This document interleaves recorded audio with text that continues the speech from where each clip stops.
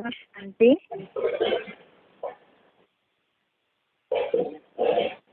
आज का श्लोक है पहले अध्याय का 9 नंबर श्लोक, अध्याय फर्स्ट, श्लोक नंबर 9।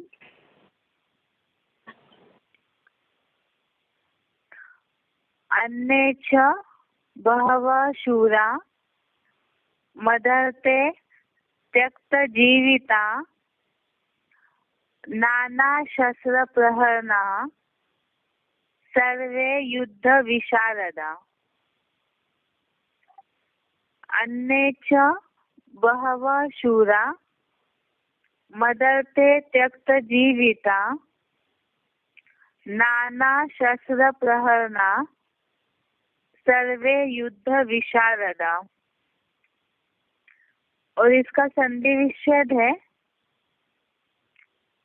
अन्ये च बहवः शूरा मदर्थे त्यक्त जीविताः नाना शस्त्र प्रहरणा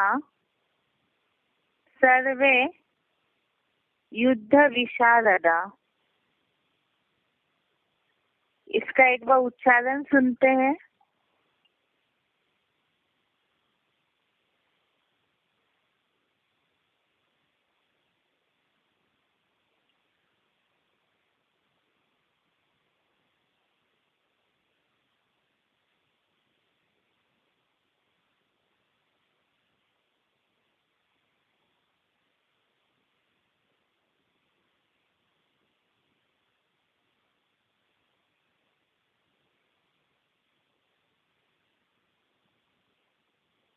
अन्ये च बहवः शूरा मदर्थे त्यक्त जीविता नाना शस्त्र प्रहरणा सर्वे युद्ध विशारदा। और भी अनेक कौरव पक्ष के शूरवीर अन्ये च बहवः शूरा मदर्थे त्यक्त जीविता नाना शस्त्र प्रहरणा सर्वे युद्ध विशारदा। और भी अनेक कौरव पक्ष के शूरवीर जो विशेष रूप से मेरे लिए अपने जीवन का भी मन मारकर त्याग करने वाले हैं, वे सभी अनेक छल छिद्र वाले ज्ञान अज्ञान शस्त्रों से मेरी मनमत से प्रहार करने वाले हैं तथा झूठी और आत्ताई हिंसक युद्ध कला में निपुण हैं। अन्ये च बहवः शूरा मदर्थे त्यक्त जीविता नाना शस्त्र प्रहरणा सर्वे युद्ध विशारदा।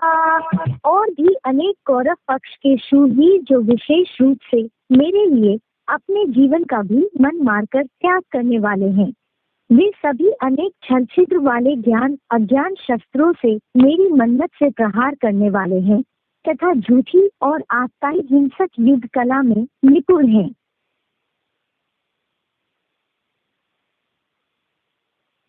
इसका अर्थ है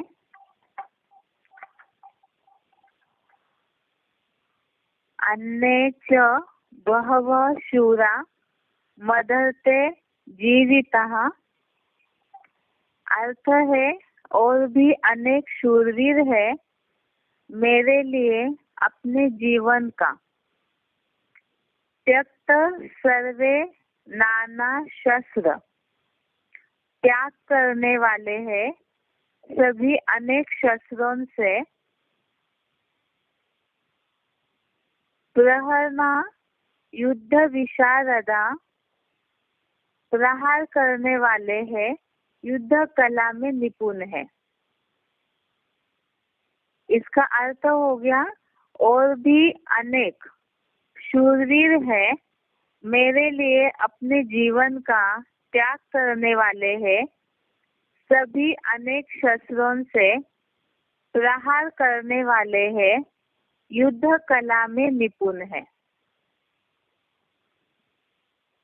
और इसमें भी जो अर्थ लिखा हुआ है और भी अनेक कौरव पक्ष के शूरवीर है। माना ऊपर जो योद्धाओं का वर्णन दिया हुआ है, जैसे भीष्म, कर्ण, समितिंजय, कृपाचार्य, अश्वत्थामा वगैरह, तो इनके अलावा भी और भी ऐसे कौरव पक्ष के योद्धाएं हैं जो शूरवीर हैं, जो विशेष रूप से मेरे लिए अपने जीवन का भी मन मारकर त्याग करने वाले हैं। अर्थात महाभारत में तो ये दिखाया है कि दुर्योधन का जो भी आतताईपना था या दुशासन का, खास तो दुर्योधन अपनी इच्छा पूर्ति के लिए, अपने राज्य गद्दी के लिए युद्ध करवा रहे थे। इसीलिए जो भी भीष्म, द्रोणाचार्य है या तो कर्ण है, इनको इच्छा न होते हुए भी युद्ध के लिए तैयार हुए। इसी हिसाब से यहाँ लिखा है कि मेरे लिए अपने जीवन का भी मन मारकर त्याग करने वाले हैं। वे सभी अनेक छल छिद्र वाले ज्ञान अज्ञान शस्त्रों से। तो यहाँ जो लिखा हुआ है छल छिद्र वाले ज्ञान अज्ञान शस्त्रों से, यहाँ पहली बात है जो ज्ञान लिखा हुआ है, तो कौरवों का अर्थ तो हमने कल्पवृक्ष के हिसाब से समझा है कि कौरव अर्थात जो बाप को जानते तो है लेकिन उनको मानते नहीं है और उनके बताए हुए श्रीमत रूपी रास्ते पर चलते नहीं है। तो इसीलिए ऐसे कौरव संप्रदाय वाले ही तो महाभारत युद्ध छेड़ते हैं। इसका मतलब उनके बुद्धि में ज्ञान तो है, बाप की पहचान तो है, लेकिन उस ज्ञान को वो छल छिद्र के रूप में या निगेटिव रूप में उपयोग करते हैं और ऐसे ज्ञान शस्त्रों का ही विरोध करने के लिए या तो निगेटिविटी के लिए उपयोग करते हैं। इसीलिए वो बोला हुआ है ऐसे ज्ञान शस्त्रों से।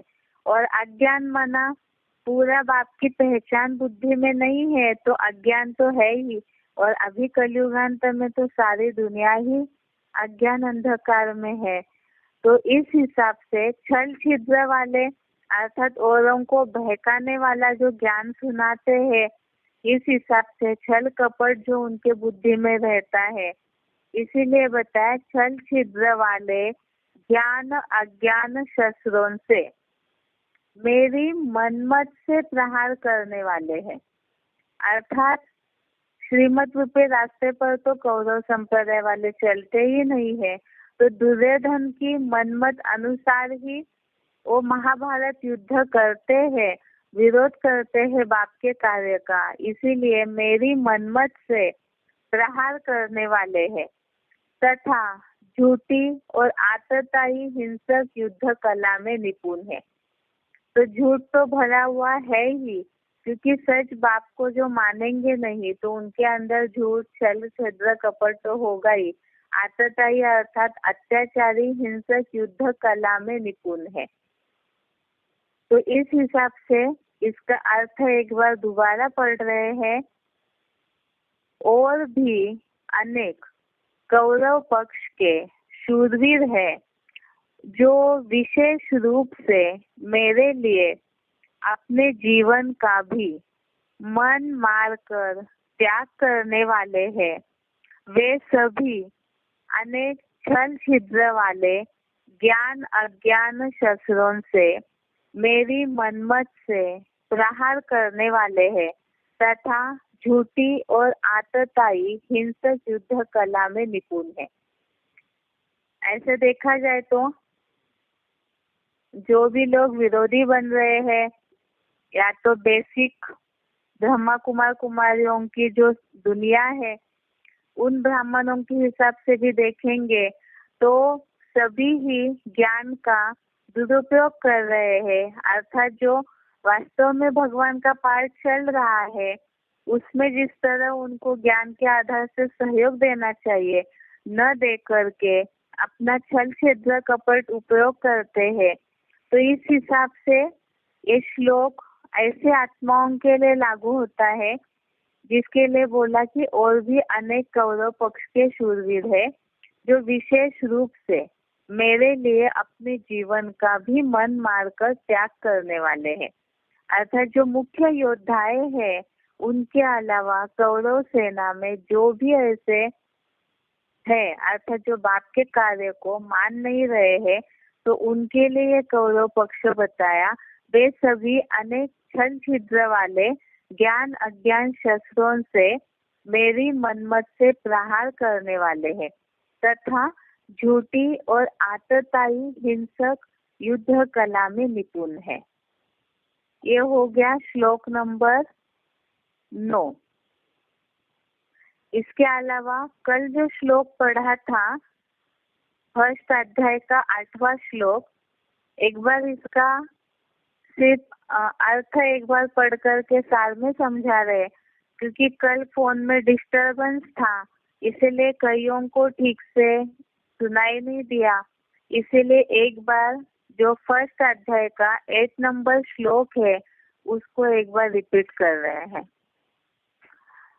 भवान भीष्मश्च कर्णश्च कृपश्च समितिञ्जय अश्वत्थामा विकर्णश्च सोमदत्ति तथैव च। इसका अर्थ है आप स्वयं आचार्य है ही। अर्थात दुर्योधन ने ये श्लोक द्रोणाचार्य के लिए बोला हुआ है। अर्थात द्रोणाचार्य से बात कर रहे दुर्योधन, इसलिए बोला आप स्वयं आचार्य है ही। और पितामह भीष्म जिनकी माहिती शब्दार्थों में है, अर्थात ऊपर हमने गीता में आए हुए कुछ कठिन शब्दों का जो अर्थ पढ़ा है इसके पहले हफ्ते में, जिसके लिए बोला जिनकी माहिती अर्थात जानकारी शब्दार्थों में है, तो और भी आगे आएगा ही भीष्म पितामह से रिलेटेड श्लोक, तो वहाँ और क्लियर करेंगे इस बात को, पितामह भीष्म के अर्थ को। आगे है ऐसे ही कर्ण और आदि नारायण की जो सारे संसार में कभी न हारने वाला सदा काल युद्ध में विजयी। यहाँ एक शब्द आया हुआ है जो, तो आदि नारायण की जो, ये जो शब्द आया है जैसे हिंदी में बोला जाता है जो के त्यों, अर्थात कोई अगर समान है, दिखने में समान या तो कोई बात में गुणों में समान, इस हिसाब से जो का त्यों ये इस तरह का शब्द प्रयोग किया जाता है। यहाँ आदि नारायण की जो सारे संसार में कभी न हारने वाला सदाकाल युद्ध में विजयी, अर्थात आदि नारायण जो राम वाली आत्मा प्रजापिता जो आदम वाली आत्मा बनते हैं, तो वास्तव में वो आदि नारायण नहीं है, लेकिन ये समेतिंजय का जो अर्थ बताया है वो इस तरह से ही पाठधारी है, जिनके लिए बोला है कि सारे संसार में कभी न हारने वाला सदा काल युद्ध में विजयी, ऐसे समेतिंजय। और आगे कृपाचार्य का अर्थ बताया, कुरु राज परिवार में निस्वार्थ सेवा वाले बड़े कृपालु। यहाँ निस्वार्थ के आगे और कृपालु के आगे जो प्रश्न चिन्ह आया है, अर्थात ये तो टॉन्टिंग वे के हिसाब से बोला, जैसे मुरलियों में भी बाबा पूछते हैं कुमार का, अर्थात कुमारी हो क्या, इसी हिसाब से कि कृपाचार्य का जो नाम है दया कृपावान के हिसाब से, तो क्या ये इसी तरह से कौरव परिवार में, कुरु राज परिवार में निस्वार्थ है क्या और सेवा वाले बड़े कृपालु है क्या? क्योंकि ये तो वेतन भोगी है, कुछ मिले तब काम करेंगे, इस स्वभाव वाले जो व्यक्तित्व है, तो उनके लिए पूछा है कि इतना निस्वार्थ भावना से कुरु परिवार की सेवा कर रहे थे क्या? अर्थात तो जो उनको मिल प्राप्ति हो रही थी उसी हिसाब से वो चल रहे थे, इसीलिए कृपाचार्य का अर्थ ऐसे लिखा। और उसी तरह आपका प्रिय पुत्र, अर्थात द्रोणाचार्य से दुर्योधन बात कर रहे हैं, उनको सेना का वर्णन बता रहे हैं, इसीलिए यहाँ लिखा उसी तरह आपका प्रिय पुत्र मन रूपी सर्प मणि का धारण करता अश्वत्थामा। यहाँ वास्तव में मन रूपी सर्प मणि का धारण करता बोला हुआ है, तो यहाँ मन जो है मन बुद्धि को ही आत्मा कहा जाता है, और मन रूपी सर्प मणि का धारण करता अश्वत्थामा। अश्वत्थामा का अर्थ है अश्वत्थमा, अर्थात अश्व मना मन रूपी घोड़ा। तो जिनका मन रूपी घोड़ा जो अश्व में स्थित है, अश्व माना मन रूपी घोड़ा, इसका क्लैरिफिकेशन बाबा ने VCD 1594 1594 इस VCD में दिया है कि मन रूपी घोड़े में स्थिर रहना अच्छा है या बुद्धि में स्थिर रहना। मन में जो आया सो किया, पाप पुण्य नहीं देखा, मन में आया तो 5 पांडवों की हत्या करने चले, यह भी नहीं देखा बालक है या पांडव है। तो मनमत के आधार पर जो काम किए जाते हैं या कराए जाते हैं वो अश्वत्थामा है। अश्वत्थामा के लिए वैसे महाभारत में दिखाया है कि अश्वत्थामा ने पांडवों मना क्रोध में आकर के रात के समय पांडवों की हत्या करने के लिए चले गए थे, लेकिन उसमें हुआ ये कि पांडवों के जगह पर उनके 5 पुत्रों की हत्या कर दी। तो ये भी नहीं देखा कि वो किसके लिए इस तरह का पाप कर रहे हैं। इसीलिए बताया कि ऐसे जो मन के अधीन होकर के पाप पुण्य देखे बिना जो काम करते हैं उनके लिए बोला हुआ है कि मन रूपी सर्प मणि का धारण करता, अर्थात सर्प तो विषैला होता है, तो इस तरह से विषैला वाला काम किया, इसीलिए उनको बताया अश्वत्थामा। दुर्योधन के सामने ही निडर होकर कटाक्ष करता। तो ये बताया कि दुर्योधन से अश्वत्थामा डरते नहीं थे, इसीलिए यहाँ लिखा है दुर्योधन के सामने ही निडर होकर कटाक्ष करता। कटाक्ष करता अर्थात उनके पीछे से या सामने से उनको जिस तरह टॉन्टिंग वैसे बात करना, कटाक्ष वाले तीर चला के बात करना, इसलिए यहाँ लिखा है कटाक्ष करता। और चापलूस करना, चापलूस अर्थात जैसे खुट्टे बर्दारी करना, माना किसी के आगे पीछे घूमना, उन्हीं की खातिरी करना, इस हिसाब से बताया है। कर्ण जो है वो तो दुर्योधन की बातों पे ही चलते थे, इसीलिए बताया है चापलूस कर्ण। और दुशासन के भी विपरीत स्वभाव वाला, दुशासन के लिए बताया जाता है दुष्ट शासन करने वाला, और उनके विपरीत स्वभाव वाला विकर्ण। विकर्ण ये भी कौरवों के भाइयों में से ही है, लेकिन महाभारत में जो दिखाया है कि वो दुर्योधन दुशासन के जो भी उल्टे काम होते थे, गलत काम होते थे, उनका विरोध करते रहते थे। इस हिसाब से यहाँ दिखाया दुशासन के भी विपरीत स्वभाव वाला, और इसी चापलूसी संसार में। तो इस कलयुगांत में तो देहभान बढ़ने के कारण सभी देहधारियों की खातिरी करने में ही लगे रहते हैं, इसलिए यहाँ लिखा है इस चापलूसी संसार में। आगे सोमदत्त पौत्र भूरिश्रवा, इनका अर्थ ब्रैकेट में लिखा है शीतल ज्ञान कृष्णचंद्र उर्फ सतयुगी 16 कला नारायण की 3री पीढ़ी के नारायण में प्रविष्ट। तो यहाँ भूरी भूरी प्रशंसनीय महात्मा बुद्ध ही, भूरी भूरी अर्थात अधिक प्रशंसा वाले महात्मा बुद्ध ही। तो यहाँ जो बताया है सतयुगी 16 कला नारायण की 3री पीढ़ी के नारायण में प्रविष्ट। आगे तो यहाँ लिखा है कि इस बात के संज्ञानार्थ AIVV का एडवांस कोर्स अनिवार्य है।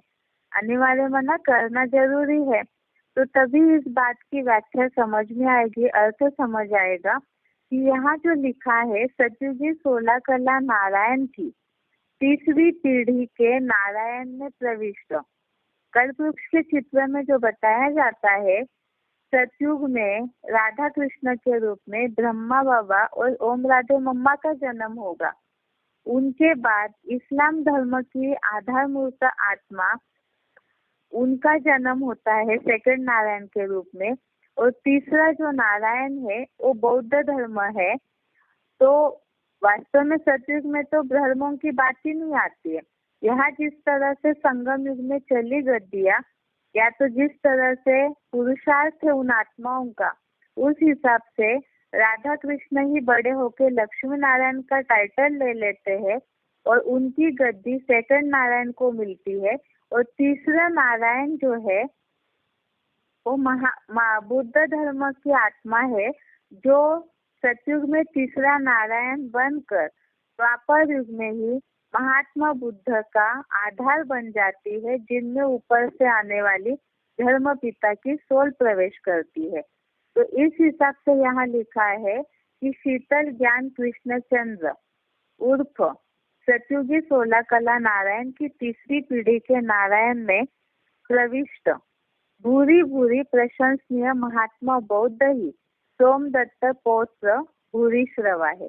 अर्थात थर्ड नारायण के लिए बोला हुआ है।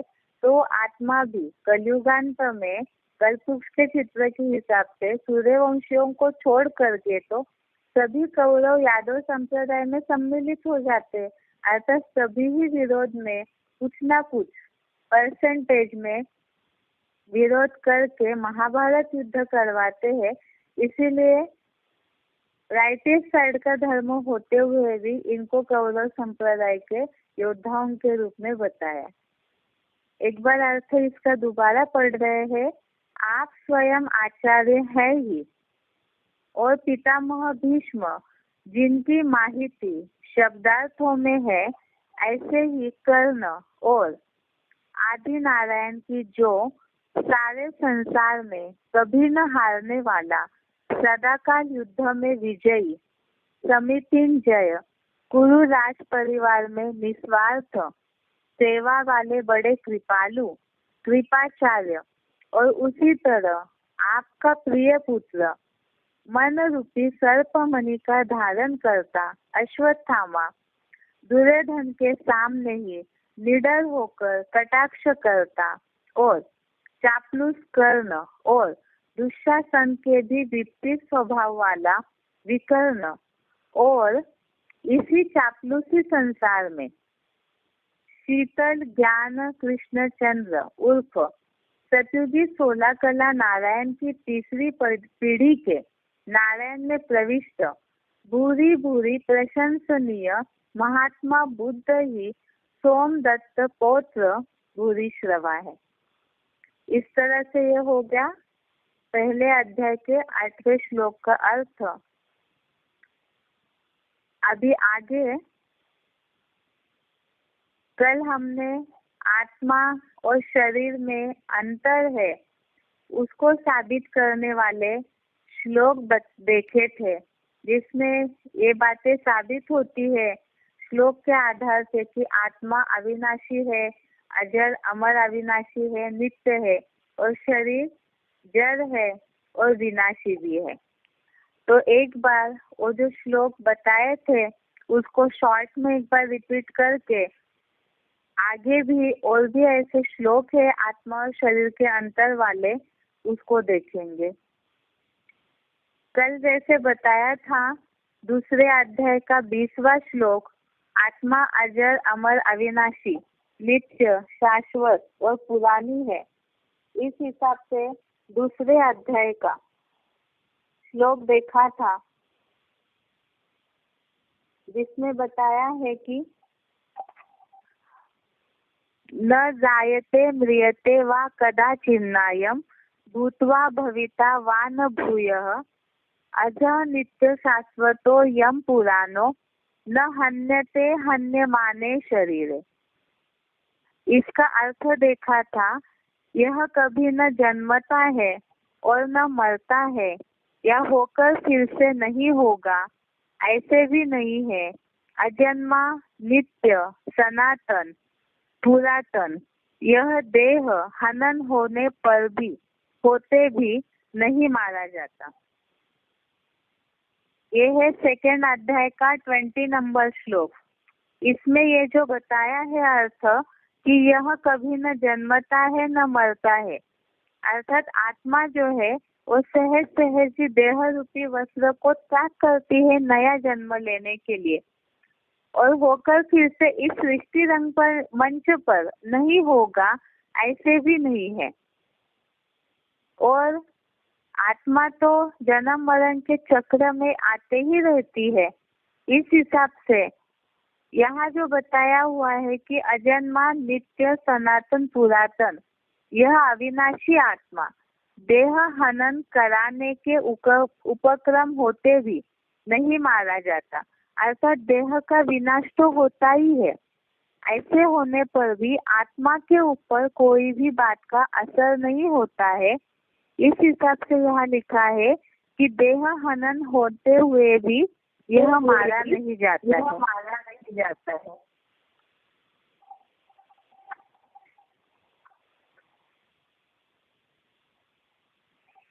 आगे शरीर के लिए श्लोक बताया था कि शरीर जो है जिस तरह से इन भौतिक प्रक्रियाओं का या सृष्टि का जो काल चक्र है, इन बातों का शरीर के ऊपर असर हो जाता है। इसके लिए सेकंड अध्याय का 13 नंबर श्लोक, सेकंड अध्याय का 13 नंबर श्लोक बताया था। देहिनोस्मिन् यथा देहे कौमारम यौवनम जरा तथा देहांतर प्राप्ति धीरस्तत्र न मुह्यति। जैसे आत्मा की इस देह में कुमार, युवा अवस्था और बुढ़ापा है, वैसे ही दूसरे दूसरे शरीरों की प्राप्ति होती है। धैर्यवान उस विषय में मोह नहीं करते हैं।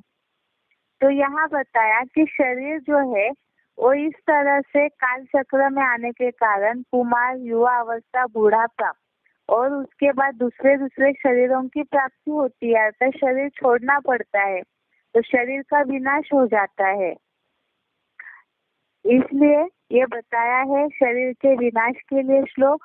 उसके बाद आगे आत्मा के लिए बताया कि उनके ऊपर इस दुनिया की कोई भी बात का असर नहीं होता है, जिसके लिए ये हमने देखा था कि आत्मा तो बहुत सूक्ष्म ज्योति बिंदु का कण है।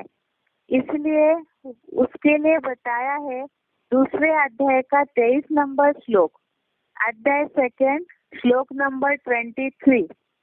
नैनम छिंदन्ति शस्त्राणि नैनम दहति पावकः न चैनम क्लेदयन्ति याप न शोषयति मारुतः। अर्थात इस आत्मा को शस्त्र नहीं काटते, इसको अग्नि नहीं जलाती, इसको हवा भी नहीं सुखाती और जल नहीं भिगोता है। तो आत्मा के ऊपर यहाँ की भौतिक दुनिया का असर नहीं होता है, क्योंकि आत्मा सूक्ष्म है और शरीर 5 तत्वों का बना हुआ है। तो 5 तत्वों के शरीर पे 5 तत्वों के प्रक्रिया का असर हो जाता है, और आत्मा सूक्ष्म है, इसलिए अग्नि जलाती नहीं है, हवा सुखा नहीं सकती और जल उसे भिगो नहीं सकता है। आगे श्लोक नंबर दूसरे अध्याय का 18वां श्लोक, अध्याय सेकंड श्लोक नंबर 18। यहाँ बताया है अंतवंत इमे देहा नित्य शोक्ता शरीरिणः अनाशिनो अप्रमेयस्य तस्मात् युद्धस्व भारत। अर्थात नित्य, अविनाशी, माप न करने योग्य देहधारी आत्माओं के ये शरीर नाशवान कहे हैं। तो यहाँ भी ये श्लोक में साबित हुआ कि आत्मा नित्य अविनाशी है और शरीर देहधारी आत्माओं के शरीर नाशवान है। इसमें और एक अर्थ छिपा हुआ है जो बताया कि शरीर तो भौतिक आकृति है, दिखाई देता है आंखों से, लेकिन आत्मा सूक्ष्म है, तो वो अप्रमेय अर्थात माप नहीं की जा सकती है। यहाँ जो शब्द आया हुआ है श्लोक में, अनाशिनो अप्रमेयस्य तस्मात् युद्धस्व भारत, अप्रमेय अर्थात आत्मा नाप नहीं की जा सकती है। इस तरह से कल के श्लोक हो गए रिपीट। उसके बाद आगे का आज का टॉपिक है इसमें भी यही है कि आत्मा और शरीर में अंतर, और इसमें आत्मा सूक्ष्म है, तो इसीलिए अभी जो बात बताई कि शरीर तो साकार जड़त्वमयी पंचभूतों का पुतला है, इसलिए वो तो आंखों से दिखाई देता है, और आत्मा आंखों से दिखाई नहीं देती है, वो ज्ञान चक्षुओं से ही, ज्ञान की समझ के आधार से ही देखी जा सकती है।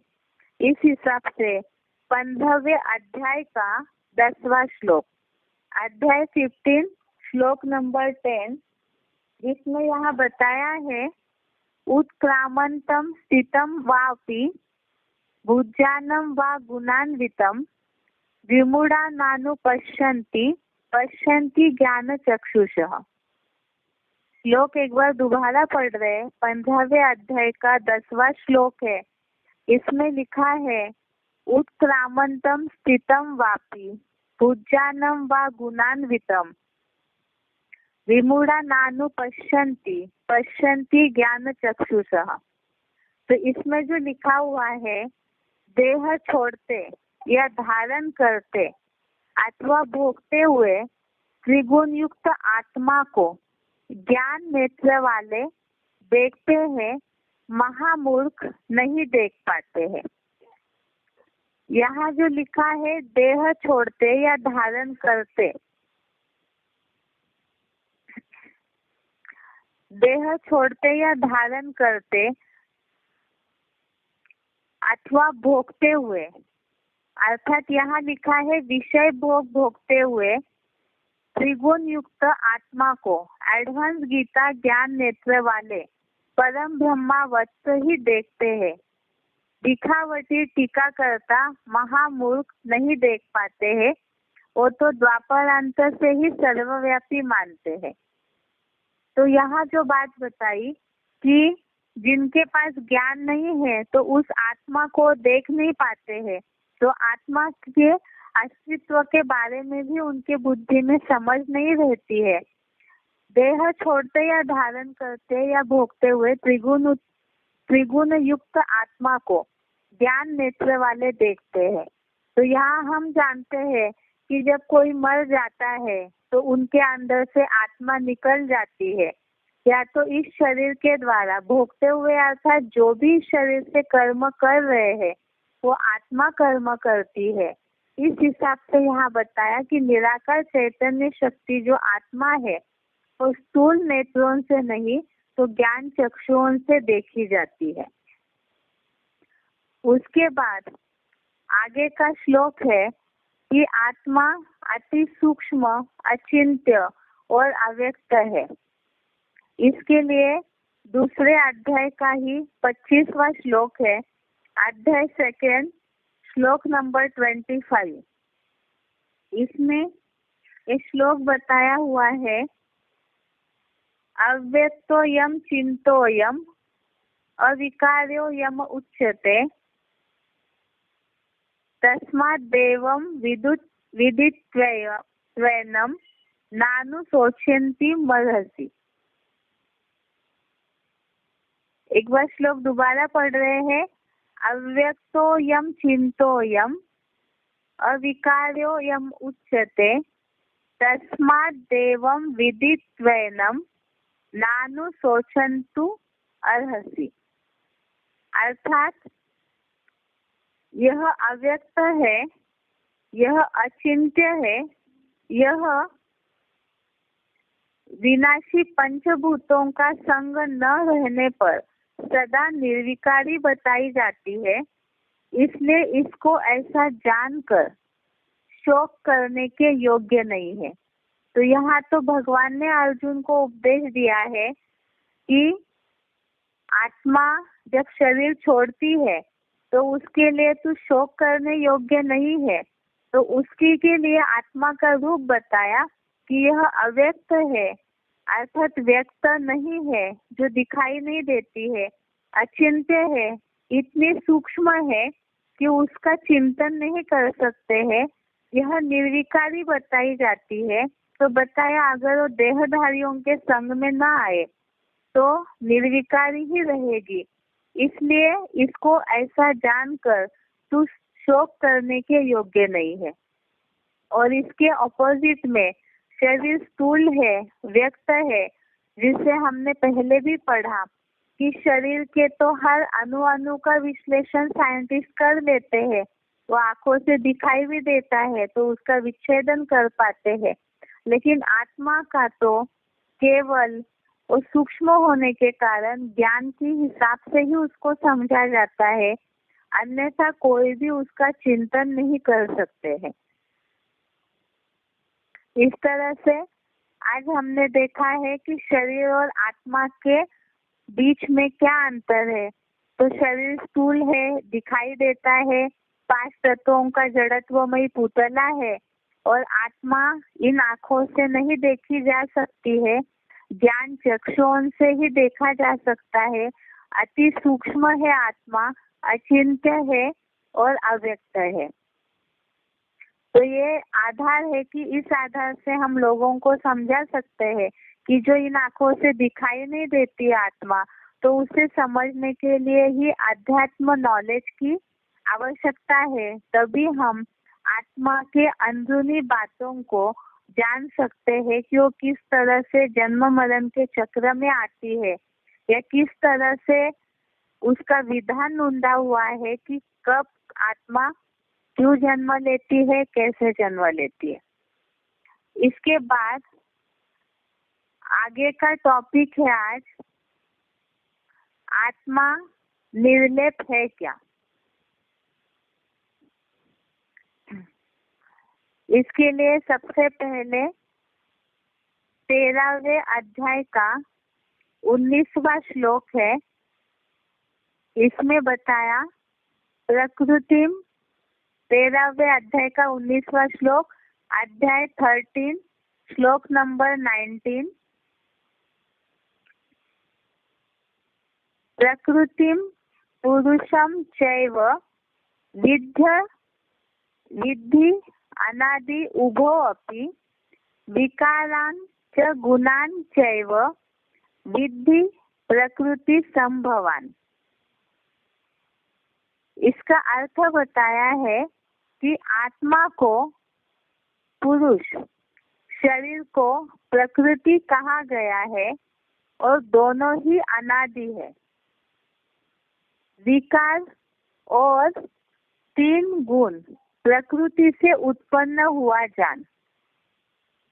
अर्थात यहाँ जो बताया हुआ है कि आत्मा को पुरुष और शरीर को प्रकृति कहा गया है और दोनों ही अनादि है। तो प्रकृति जो है वो भी परिवर्तन होती है, उसका विनाश नहीं होता है, और आत्मा भी, अर्थात तो कब रची गई है और कब विनाश होता है ये कोई नहीं जानता है, क्योंकि इन दोनों का विनाश नहीं होता, इनमें परिवर्तन होता है। यहाँ शरीर रूपी प्रकृति की, शरीर तो विनाशी है, लेकिन प्रकृति का जो पुतला है, इस हिसाब से यहाँ बताया है कि शरीर को प्रकृति बोला हुआ है। दोनों ही अनादि है और विकार और 3 गुण प्रकृति से उत्पन्न हुआ जान। तो ये जो सत, रज और तम, ये तीनों गुण है और प्रकृति से उत्पन्न हुआ जान, क्योंकि प्रकृति जो है वो इन 5 तत्वों से बनी हुई है, और उसमें जब जब परिवर्तन होता है, मनुष्य जब जब नीचे गिरता है, तब तब ये 3 गुणों की उत्पत्ति होती है। इस हिसाब से बोला हुआ है कि विकार और 3 गुण प्रकृति से उत्पन्न हुआ जान, माना आत्मा के ऊपर जैसे जैसे वो इस चक्र में आएगी, तो उसी आधार से उनके ऊपर असर 3 गुणों का हो जाता है। जैसे जो गीता का किताब है उसमें लिखा हुआ है, प्रकृति को और आत्मा को दोनों को अनादि ही जानो, और विकारों के 3 गुणों को भी प्रकृति से उत्पन्न हुआ जानो। उसके बाद आगे है 13वें अध्याय का 20वां श्लोक। इसमें बताया है कार्यकरण कर्तृत्वे हेतु प्रकृति उच्यते पुरुषः सुख दुःखानां भोक्तृत्वे हेतु उच्यते। अध्याय नंबर 13 श्लोक नंबर 20, इसमें अर्थ लिखा हुआ है,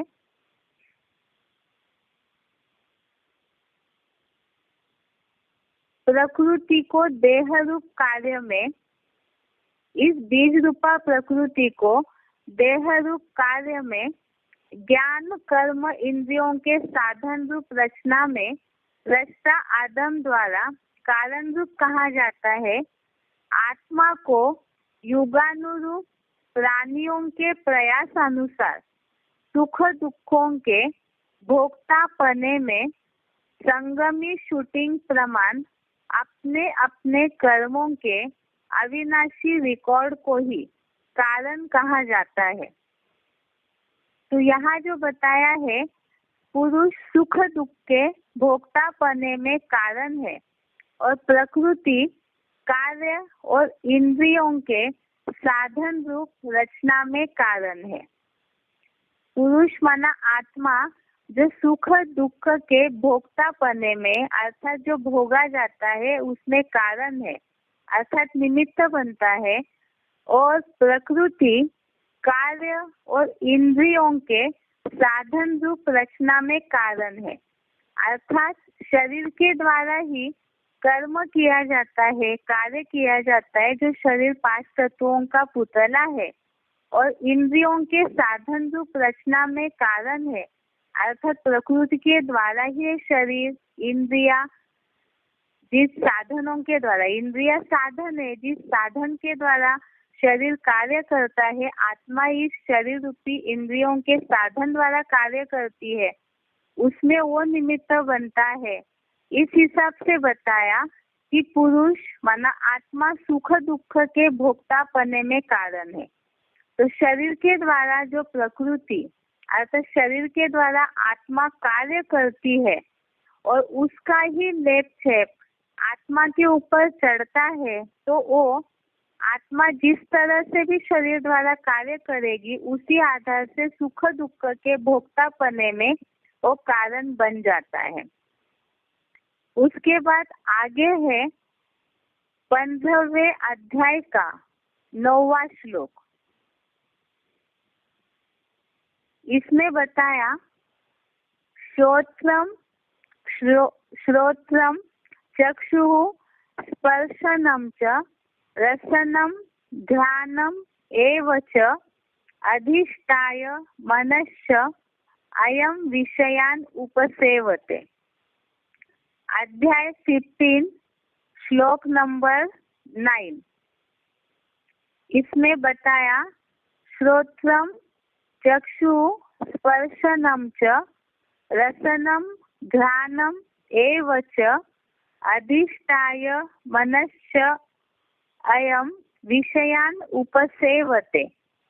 इसका अर्थ है आत्मा ही कान, आँख, त्वचा, जीवा और नासिका का और साथ ही मन का आधार लेकर विषय भोगों को सेवन करती है। आत्मा ही कान, आँख, त्वचा, जीवा अर्थात जीभ, नासिका माना नाक का और साथ ही मन का आधार लेकर विषय भोगों का सेवन करती है। तो जैसे ऊपर का श्लोक हमने पढ़ा कि प्रकृति कार्य और इंद्रियों के साधन रूप रचना में कारण है और पुरुष माना आत्मा सुख दुख के भोक्ता पने में कारण है, उसी का विश्लेषण इस श्लोक में आया है कि आत्मा शरीर की जो इंद्रिया है, कान, आँख, त्वचा, जीभ, नाक और साथ में मन का आधार लेकर विषय भोगों का सेवन करती है, अर्थात ये शरीर रूपी इंद्रिया रूपी साधन है, उसके द्वारा आत्मा विषयों को भोगती है और उसके लिए जरूरी है कि मन, इसमें हम भी मुरलियों में सुनते आए हैं बाबा ने बोला है कि अगर मन इंद्रियों का साथ न दे तो पाप पुण्य की बातें नहीं आती है, लेकिन मन जहाँ चंचल है, कंट्रोल में नहीं आता है, तो आत्मा माना ही मन बुद्धि, और आत्मा मन का आधार लेकर विषय भोगों का सेवन करती है, इसीलिए ही पाप पुण्य के लेप छेप में आती है, अर्थात ही सुख दुख के भोक्ता पने में कारण है। इसी हिसाब से बताया कि आत्मा जो है उसके ऊपर पाप पुण्य का लेप छेप लगता है।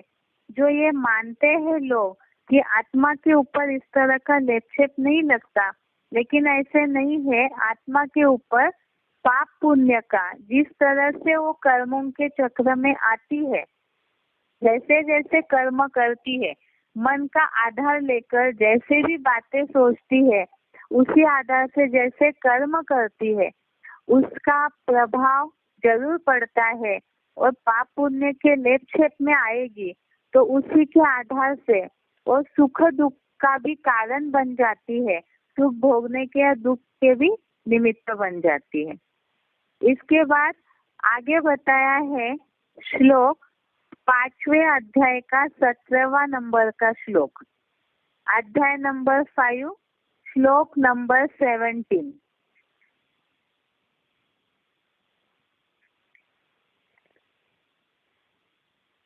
इसमें बताया श्लोक है, तद्बुद्धय तदात्मानः तन्निष्ठा तत्परायणाः गच्छन्ति अपुनरावृत्तिं ज्ञान निर्धूत कल्मषः। एक बार श्लोक फिर से पढ़ रहे हैं। तद्बुद्धयः तदात्मानः तन्निष्ठाः तत्परायणाः गच्छन्ति अपुनरावृत्तिं ज्ञान निर्धूत कल्मषः। यहाँ ज्ञान निर्धूत कल्मषः का अर्थ है ज्ञान से पूर्णतः धुले पापों वाले। एक बार इस श्लोक का अर्थ पढ़ रहे हैं। आत्मा निर्लेप नहीं है, लेप छेप लगते हैं, क्योंकि आसक्ति है, भोगता है, इसीलिए कहते हैं पापात्मा पुण्य आत्मा।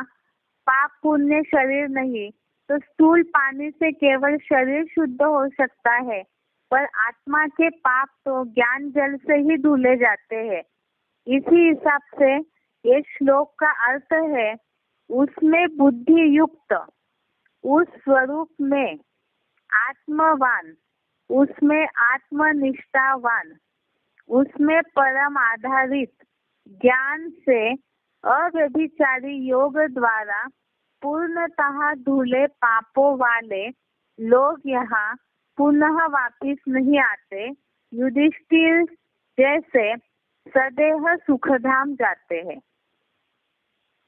उसमें बुद्धि युक्त, उस स्वरूप में ही आत्मवान, उसमें आत्मनिष्ठावान, उसमें परम आधारित ज्ञान से अव्यभिचारी योग द्वारा पूर्णतः धुले पापों वाले लोग यहाँ पुनः वापस नहीं आते।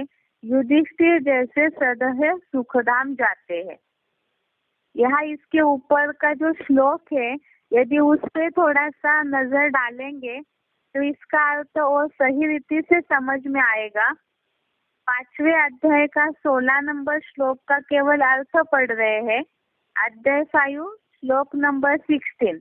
इसका अर्थ, किंतु ज्ञान द्वारा जिनका आत्मा सो परमात्मा का वह अज्ञान नष्ट हो गया है, उनका वह ज्ञान परम पिता को सूर्य जैसा दिखाता है। इसी से रिलेटेड इस श्लोक का अर्थ है कि अगर परमात्मा के द्वारा दिए हुए ज्ञान को हम समझ पाते हैं तो उस ज्ञान के द्वारा ही संपूर्ण पाप अव्यभिचारी योग द्वारा धुले जाएंगे और ऐसी आत्माएं जो है वो सुखधाम चली जाती है। अर्थात जो हमारा लक्ष्य है ब्राह्मण जीवन का, इसी शरीर से हमें स्वर्ग में जाना है, या जो बाबा ने मुरली में बोला है, इस नर्क की दुनिया के बीच में ही तुम बच्चों को स्वर्ग का वर्षा देता हूँ। तो यह सहदेह सुखधाम जाना अर्थात इसी शरीर से स्वस्थिति में जो स्थित हो जाएंगे, अर्थात अव्यभिचारी याग के द्वारा, ज्ञान की पराकाष्ठा के द्वारा जो अपने पाप को पूरा नष्ट करते हैं, तो ऐसी आत्माएं स्वस्थिति बना करके स्वर्गीय सुखों का अनुभव करेंगे। इसीलिए ये 5वें अध्याय का 17 नंबर श्लोक बताया, जिनके ज्ञान निर्धूत कल्मषः, ज्ञान से पूर्णतः धुले पापों वाले जो लोग हैं, तो यहाँ तो स्थूल पानी से शरीर शुद्ध हो सकता है, लेकिन आत्मा के पाप के लिए ज्ञान जल की ही आवश्यकता है। इसीलिए बताया कि आत्मा निर्लेप नहीं है, उस पे लेप छेप लगता है, क्योंकि आसक्ति है, भोगता है, अर्थात जो भी पंच तत्वों से रिलेटेड शरीर है, उसके ऊपर जो भी असर होता है पंच विकारों का, तो उन्हें वो भोगती है आत्मा। और ऐसे 5 विकारों के प्रभावित होने के कारण ही पाप का लेपछेप लगता है। इसीलिए ही पापात्मा पुण्य आत्मा कहा जाता है। पाप शरीर या पुण्य शरीर इस तरह नहीं कहा जाता है। क्यों? अर्थात शरीर से भले ही कर्म किया जाता है, लेकिन शरीर तो नाश हो जाता है, आत्मा तो अविनाशी है। इसलिए आत्मा शरीर के द्वारा काम करती है, तो आत्मा के ऊपर ही पाप का या पुण्य का असर होता है, और उसे धुलने के लिए ही ज्ञान जल की आवश्यकता है। तो इसीलिए आज के लिए टॉपिक हो गया हमारा कि आत्मा निर्लेप नहीं है, तो आत्मा के ऊपर प्रकृति के संग में आने के कारण लेपछेप लगता है। आज के लिए इतना ही। कल हम देखेंगे कि आत्मा ये शरीर छोड़ करके कहाँ जाती है, और उसके लिए गीता में क्या क्या श्लोक आए हैं। आज ओम शांति।